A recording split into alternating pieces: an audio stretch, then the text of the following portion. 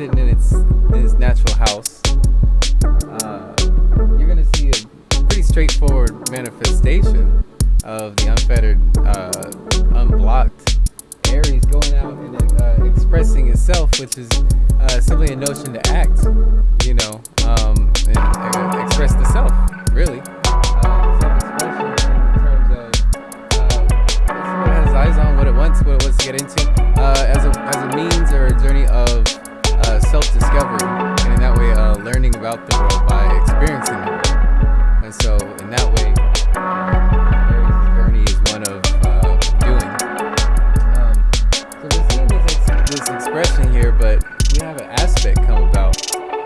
In this case, it's an interaction coming out between these energies and forces. We're looking at the ascendant square with the moon. So we have this ascendant force, this expression, if you will. But what happens in a square is that we kind of end up butting elbows, where the two energies come in a sort of a conflict, not as severe as an opposition, which would be either or, but we're almost seeing like a mixing and a diluting of the two. Whereas we kind of get into one, the other one weakens its expression, and so they're not strengthening each other in their expression. It's almost like one's holding the other back. They could be burdensome to the energy expression of the other. When we take into consideration the moon aspect, now we're dealing with emotions. The moon primarily is dealing with a person's emotions, and we see that over here sitting with Virgo, with Virgo in work. And so, correct me if I'm wrong, I believe Virgo has is it Venus or Mercury? It's Venus. It's Venus. Yeah, so here we have Venus, which is the tender heart, which is its dignity, the dignity or the planet or the house in which the planet Venus belongs to would be under the sign in the house of Virgo, or at least an aspect of Venus. Venus can go in a couple.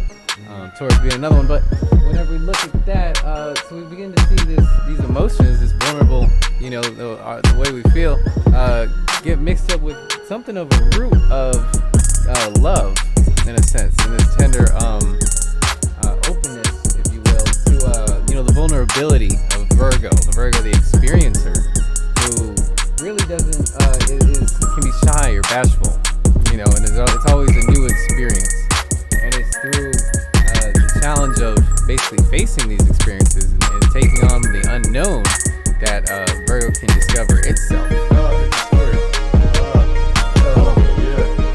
Conflict here, because now we've got this tenderness, this tender heart, and this shy expression, especially in a place, areas vulnerable as emotions, rooted in an aspect of love. So instead, sitting here with basically kind of butting elbows with expressing and discovering the world through action and self-expression, acting towards inclination or what's catches the eye, and in that way discovery. But that's jaded by this apprehension that comes about with this not knowing, and then this emotional moon that wants stability and ultimately to feel like comforted. In this way, we can see that there is a conflict of some sort. In this manner, a square where the more self-expression goes out there, the more the emotions are open to being tested.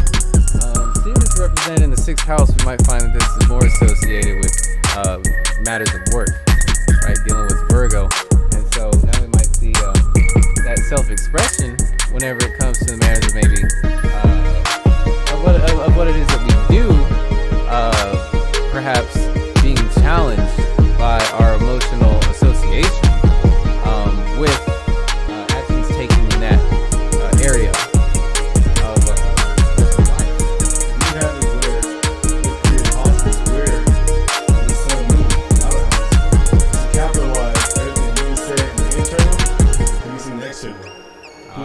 Because it could be, if anything retrograde happens from where your chart says, if anything, like any planet has retrograde nature, can show your square being relevant in both inner and outer.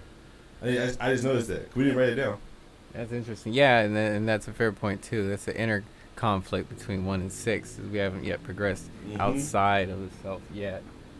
Just establishing like work ethic. And this can move to 7, so be opposition next. Or how it is that we do what it is that we're expressing. But moving through then when it is that we make that choice towards emotion, right? Towards this work and emotion and that emotional fulfillment through those things, instead of that journey of discovery that we were first presented with when we first had our outset or intention, then we start to find ourselves getting caught up in what pulls on those heartstrings, specifically that emotional cup, and that's represented by, in this case, we see an aspect. That's influenced by this aspect, which we're seeing is a potential square, coming out with one of the outer houses, this house of Aquarius in the 10th house, the sun, related more with personality is what I'm going to relate the sun with, which is very similar to the ascendant, and oftentimes looked at. I would relate it with as more of an overall viewpoint, or basically how they're looking. I think you put it well with the light is being shown or exposed, and so in this way it's more of a comprehensive picture of what this person is about, less so than necessarily what is they're doing or what they look to be, how they appear. This is more like a holistic sense of like their expression, not just per se what it is that they're doing or how they go about that expression. And so in that way it's almost like how we are, and or what we do, but like how we are, or why we are. And the emotion is going to show you that you're still stuck at work, because that 11th house is going to show you that it's helping fulfill emotions with your identity, but it still has to be met with work. Right, and so now we see that by obeying this 10th house, we're rejecting this first house in an inadvertent way that we probably wouldn't even see. Right. But by making that emotional, by opting for that emotional spot,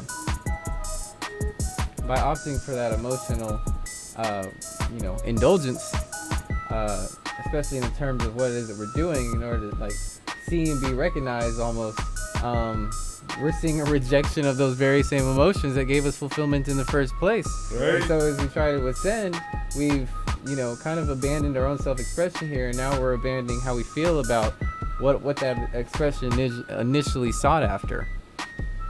Which is kind of a lesson or journey of 10th house, and that they've kind of given themselves to this humanitarian, or like, myself for the all kind of a aspect. As far as how they're giving off their ultimately intent or passion, I'm even willing to say here. So then we have it gets scattered out. It gets scattered out with this sun, where it gets disambiguated with this great big Aquarian energy. So if you would say to give them a cliffhanger, you can't give out too much. So in conclusion, to leave it off, whatever the knowledge you gave them, one aspect and one element in conclusion, what would you say? Of what? For the viewers to take heed and focus in on everything you said. Whether they have to replay it 8,000 times or just let it go. Just focus on the element and the aspect. What would you give them?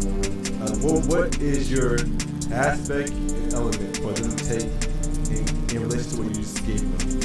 So I would say when it comes to maybe reading your own chart, navigating what it is that you want to extract out of a chart and working with the chart, I would say identify first off what the houses that are impacting you, that you want to see change in those areas of life, and then take a look at these correspondences and see what's influencing them in order to work tangentially with them. Work with what's influencing them, what strings are pulling them.